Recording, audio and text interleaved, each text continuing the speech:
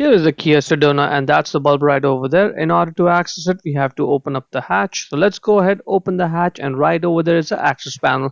For that, you need to get a small flathead screwdriver, put it right over there in that slot, and then pry the cover off. Right there, it comes off easily.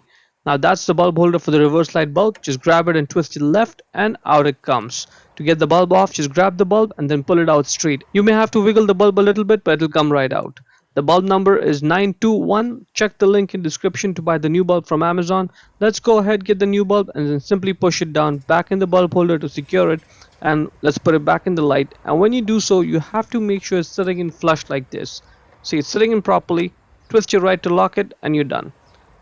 Let's put this cover back on, and this side with these two clips it goes in first. Then get the rest of the cover in position and then press it down to secure it, and that is looking good. Hope you found it useful. Before we go, let me give a quick shout out to Naya Motors Inc. for letting us use the car today to film the videos. They are a used car dealer here in Ottawa, Canada. Check out the link in description for their entire inventory.